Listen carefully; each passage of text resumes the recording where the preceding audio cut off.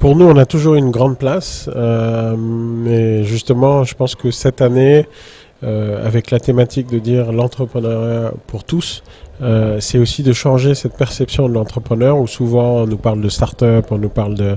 on voit des jeunes avec des ordinateurs et des petites lunettes qui circulent dans des centres d'innovation. Mais en fait, nous, on a très vite porté le sujet de l'agripreneur. D'ailleurs, on a fait un programme, on a accompagné 350, je crois, même peut-être plus, entrepreneurs du monde agricole dans la zone sud et nord, à justement être des primo-entrepreneurs, à être formés sur la culture et l'agroécologie, etc. Et à partir de là, d'être accompagné dans l'entrepreneuriat avec un petit financement de départ. Et ça, c'est des choses qu'on essaye. On l'a fait aussi avec des structures comme LuxDev. Et donc, c'est aussi cette capitalisation de cette expérience qui nous montre qu'il y a des potentiels d'entrepreneuriat sur l'ensemble du territoire et qu'on ne connaît pas assez. Et maintenant, il faut voir comment les saisir, comment les gens se transforment et aussi se perçoivent en agripreneurs. La perception qu'on a de l'agriculteur, c'est un vieux paysan qui est sous l'arbre, qui est juste au village. Et j'ai eu beaucoup de jeunes qui m'ont dit, moi, mon père, il était agriculteur, mon grand-père était agriculteur, il gagnait pas bien sa vie, je veux pas être agriculteur. C'est une perception. Vous avez des agriculteurs qui sont millionnaires dans plusieurs pays, même ici d'ailleurs au Sénégal. Donc, c'est que la manière dont ils ont abordé l'agriculture, je pense, c'était une agriculture plus vivrière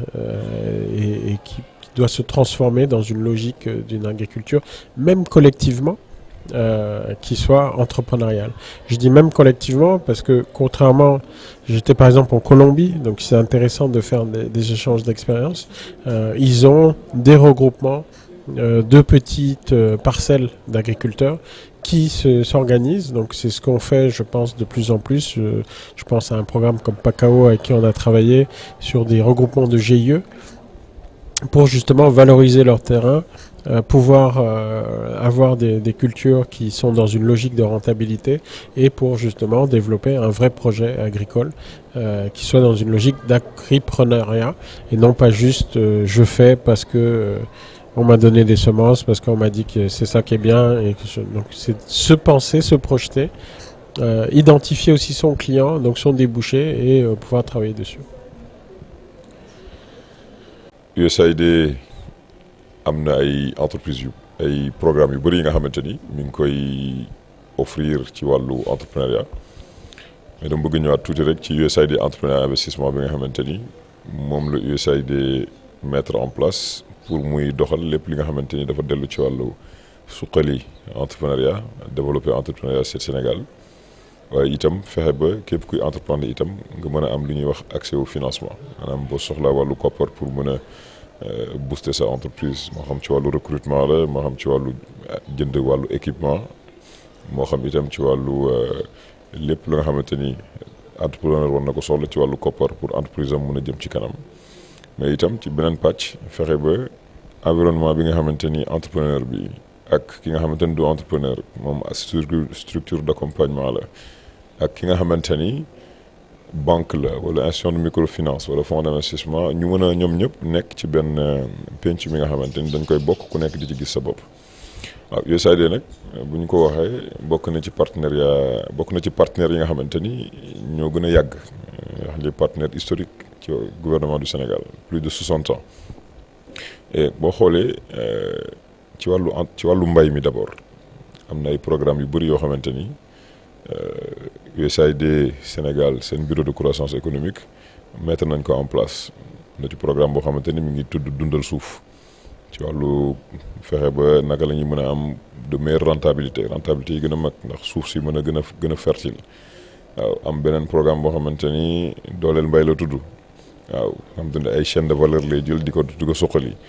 te lu mel ni ñun ñi tey boo gisee programme entrepreneur investissement ci plus de 7500 entrepreneurs yoo xamante ni accompagné nañ leen lu ci ëpp donc 48% voire même un peu plus ci wàllu agriculture la ñuy yëngatu voilà donc moo xam production la moo xam transformation moo xam distribution. waaw pour wane ni agriculture moom dafa nekk ci au cœur maanaam ci xolu entrepreneuriat ci Sénégal donc Jokalante bokk na ci partenaires yi nga xamante ni donc parmi partenaires yi ñu am ci Sénégal yëpp dañu liggéey nañu ci accompagner ay entrepreneurs moo xam fii ci Dakar moo xam au sud moo xam ci wàllu ci Mbour donc accompagner ay entrepreneurs yoo xamante ni objectif bi mooy ñu xam ban taxawaay la ñu war a am en tant que entreprise. waaye itam ñu xam boo yoree entreprise moo xam ci agriculture moo xam ci beneen secteur la ci wàllu formalisation ci wàllu technique yi nga xamante ni itam entreprise bi war na ko am war na ko développer pour bu fekkee wàllu mbay la nga mën a am de meilleur rendement moo xam bu fekkee wàllu leneen ak leneen la nga mën ci gën a gis sa bopp. donc yooyu ay jumtukaay la yoo xamante ni USAID